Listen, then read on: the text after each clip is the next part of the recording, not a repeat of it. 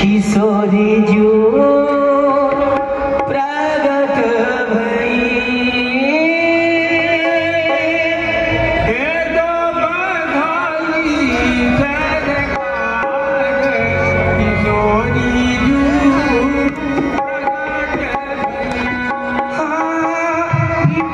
दो बधाई सरकार किशोरी जो प्रगट भई।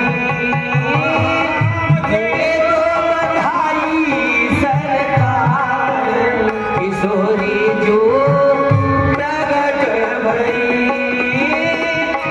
दे दो बधाई सरकार किशोरी जो प्रगट भई। दे दो बधाई सरकार किशोरी जो प्रगट भई। दे दो बधाई सरकार किशोरी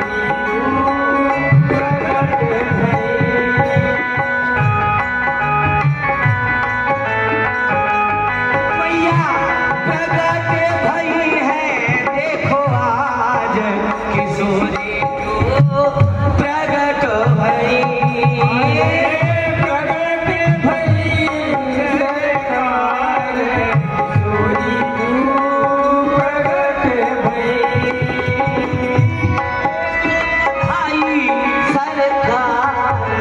किशोरी जो प्रगट भई।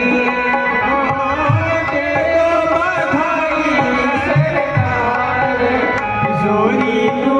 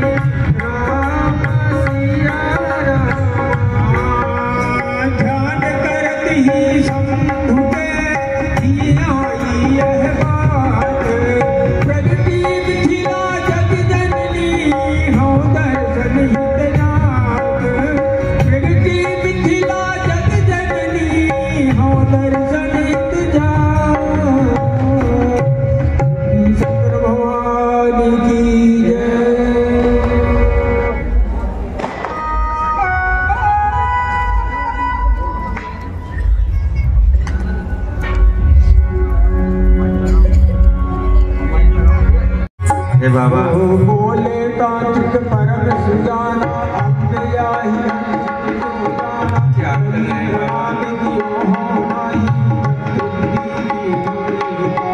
बाबा? या तंत्र विधि जग होवे बोलो नदी बाधा होवे। हे बाबा आप ये क्या कर रहे हैं बाबा? हमारे ललित जी के चरण को क्यों पकड़ रहे हैं बाबा? क्या कर रहे हैं? छोड़िए ना ललित जी के चरण को बाबा। ये क्या कर रहे हैं? बोले तांत्रिक परम सुजाना। अरे मैया, ये तंत्र की विधि देखने में उल्टी अवश्य लगती है पर लाभ शीघ्र करती है। मैया, मैं इस तंत्र विधि को कर रहा हूँ। एक निवेदन है, बीच में कोई क्यों की परंतु टीका टिप्पणी करेगा तो मैया ये तंत्र विधि असफल हो जाएगी। आप ललित जी को पूर्ववत स्वस्थ देखना चाहती हैं क्या? स्वस्थ तो देखना चाहती हूँ बाबा, लेकिन आपकी विधि बहुत ही विचित्र है, मैया हमारे समझ में नहीं आ रही। मैया मेरी प्रार्थना है कुछ समय और सब लोग मौन रहेंगे तो ललित जी शीघ्र प्रसन्न होंगे। हंस कर ही सीधे बने ही